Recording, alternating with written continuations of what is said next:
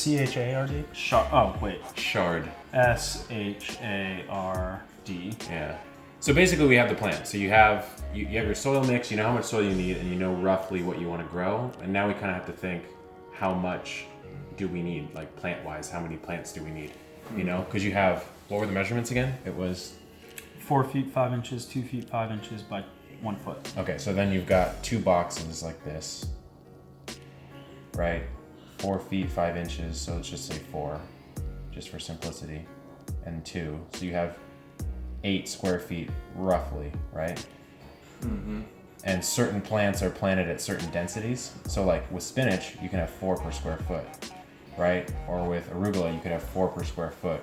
So if you want to do a whole bed of arugula with a 2 by 4 foot bed, you could actually have 8 times, you have 32 plants. You know what I mean? Yeah. So it could get that dense quick. Dense if you want it to, but it doesn't have to. I mean, you can plant as sparsely as you want. So we have north. That's the house. So we have 2 boxes.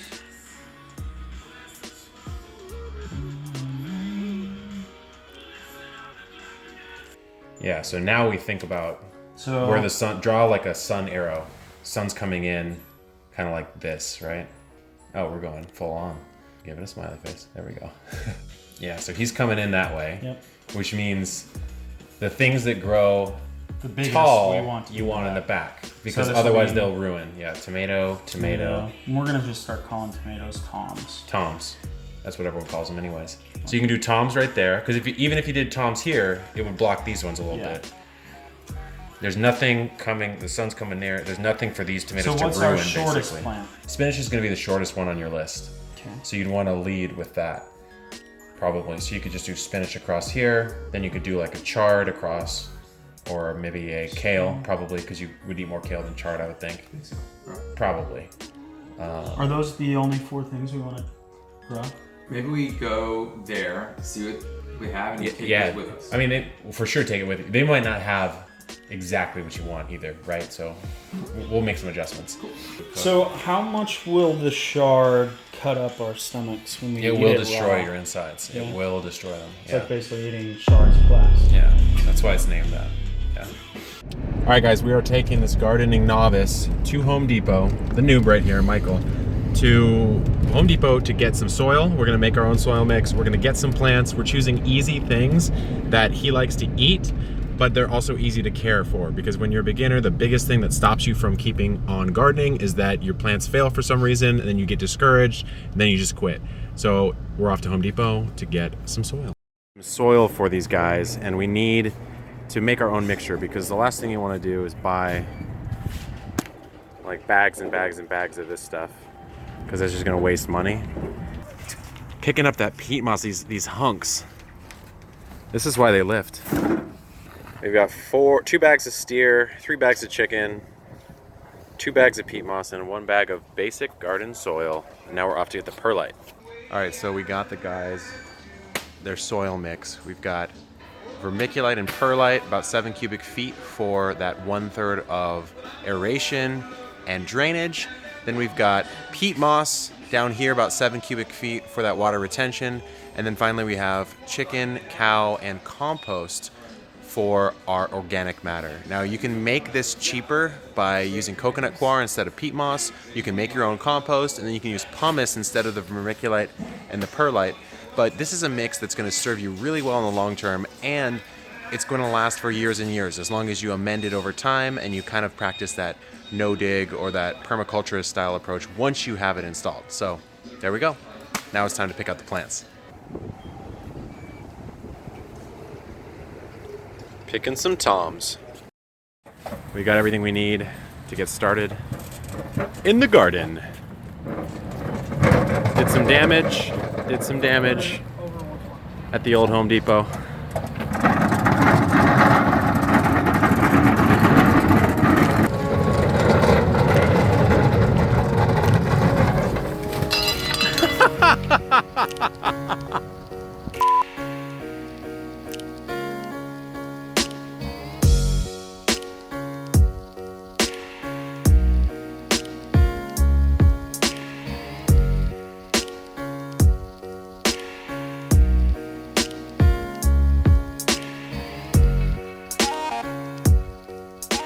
So we've got all of our organic matter in that section right there, which is going to be manure, different types of manure, as well as some garden soil in the back for some extra organic matter. 2 of the sunshine mixes in the back for peat moss, which is going to be our water retention. And then we have some Vigoro stuff, some perlite and some vermiculite. A lot of people will do just perlite or just vermiculite. I like to mix both of them. They're similar in their qualities, but vermiculite is less fluffy and it holds on to more water. Perlite, much lighter, much fluffier, and holds on to much less water. So I like to blend those in as my aeration component for the soil.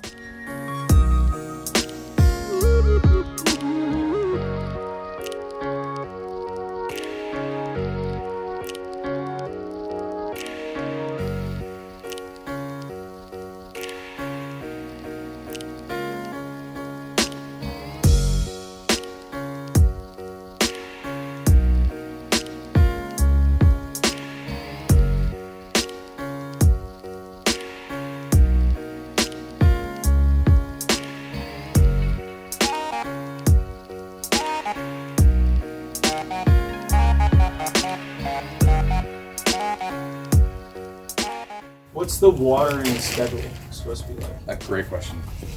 Usually you want to water when it's dry to about 2 inches, 1 inch deep. So if you put your finger down and you can see the color, like if it's wet or dry, you know? If it's dry about 1 inch deep, then it's probably time to water. Okay, what? That usually ends up being like once every 2 to 3 days, usually. So a good rule of thumb, once every 2 to 3 days. So tomatoes are a weird one because basically they have stem cells on their roots, or on their stems, aptly named I guess, that become anything, right? And so if you bury the stem deeper, you could just plant it where it's level to here, right? Mm-hmm. But if you take off that, and even that, and actually that, all these little hairs that you see are basically kind of the stem cells of the plant, and they can become anything. So if you bury it to here, roots will just start popping out across all here, which means it's more established, it's easier to grow. So you bury it deeper? So you bury it deep. You bury tomatoes pretty deep, yeah.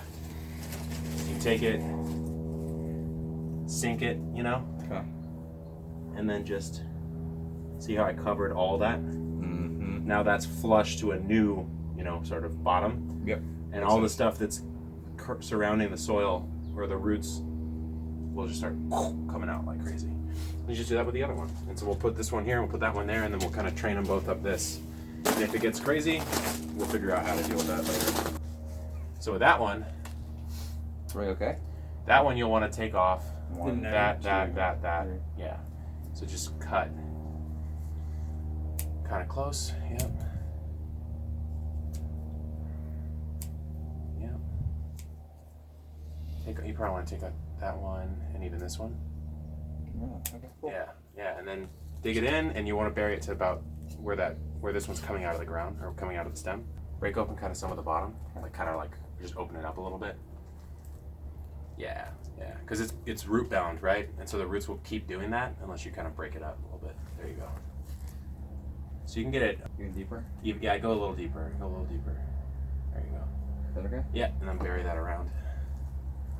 Give it a nice little happy home. This stuff you can honestly just leave on the bed. Oh, sure. It'll just eventually, not right away, but eventually it'll break down. So that's tomatoes. The thing about tomatoes you have to watch for is the thing I was telling you about. Every time, see how there used to be a little stem there? There used to be a little stem there. You'll see those start to pop up, and if you let those go, the tomato will become this crazy bush that you won't be able to control. Okay. You want to leave one main stem. So we're basically doing square foot gardening, which is just a planting method. You'd like it, it's like very geometric. So you've got this, right? This is your vertical 1 inch, 1 square foot, sorry. Then you've got about here, here, and here, right? Yeah. So our tomatoes are fitting in this, this, and this. We can put 3 kale. We can go like here, here, and there for the kale. Kind of like that. What about this space? This space, we may not have bought plants for. I don't think we did. But that's fine. We'll leave that for now. You can plant spinach in. You can plant spinach in if you want. We'll figure something out for that. Okay. Or So- I have a suggestion. Go kale here. Does it make sense to go like 1, 2, 3 and keep in the middle and then have as much spinach as we need? Hey, I mean, you have more seeds for spinach, so you can do it that way. It doesn't make sense to keep Yeah, the so spinach let's together. do So let's put the kale back here. like 1, 2, 3. First, we gotta split those up a bit. Yeah. So just, yeah, kind of rip that peat off. And then you can damage the roots a little bit, but just try not to like ruin them, you know? Because they'll kind of be grown together.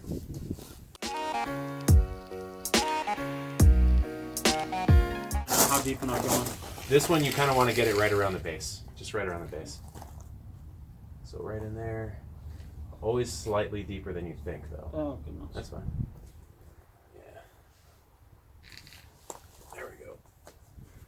That's good there. And then we'll do another kale like right about there. Kind of stagger them, you know? Yeah. And I'll do one right here. So our kale's there. We can do another plant here. We can do maybe a chard here. Okay. Kind of fill it out this way, you know? Yep. So you can plant these like, this is peat, right? You can plant them in. You can plant them in that, but I find at the very least you would want to rip the bottom off. And since there's so many of these will become their own plant. Yeah. Like we bought one plant, but we actually got 4. So we'll go shard. Yeah. Shard. And I think there's 4 here, so we might be able to do 4. Okay. Yeah. Okay, so I'm going to sort of, there's 1. Some of these may not take because they're kind of a little weak looking, but that's okay. We'll just see. So shard. I'll probably do one like right about here? there. Yeah, right about there, and then I'll do one right here. Okay. Yeah. And then this little guy. Yeah. We're putting in. This one looks like it's not going to survive. It might not.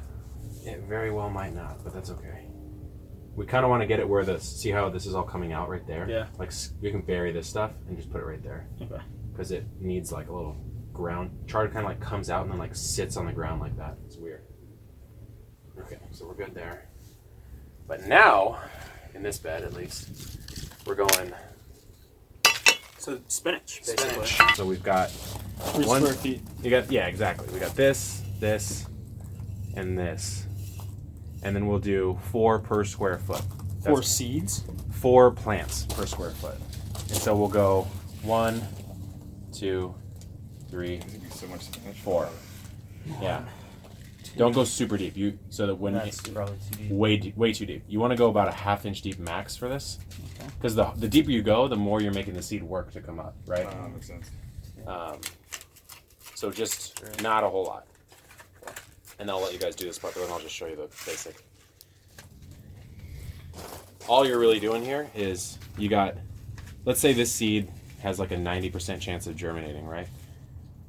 So then if we put in like 20, like 2 of them won't even come up on average, right? So if you just put 2 seeds in each hole, you drastically increase the chances that it's going to come up. So you want me to So do you 2 or put 3? 2 or 3 in. Like if you put 3 in, it's almost impossible that something won't come up. So I like to do 3, just to guarantee it.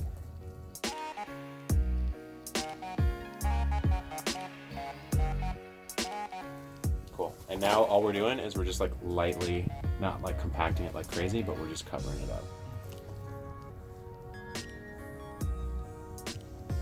And we like kind of lightly pat it down. And then we're good to go. And then in a perfect world, you'd have a little like marker. You say, okay, there's spinach there, you know. So the thing you'll have to remember is, let's say all 3 seeds come up, right? Well, if you grow all 3 in one hole, then you'll have like 12 per square foot, right? Yeah. Which would be way too much. So what you want to do is you want to cut off, like right where it starts coming out of the ground, the weakest ones. It's basically evolution. Like you're just cutting off the ones that do not do the best.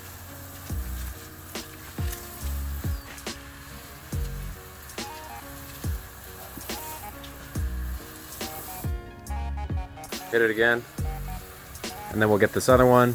All that matters at the start is that they have enough, and then for this bed, since it's all starting from seed, what matters is that the seeds are moist enough to germinate. Because what a seed needs to germinate basically is, for the most of the part, darkness, heat, and water. That's what creates the motion of life in the seed.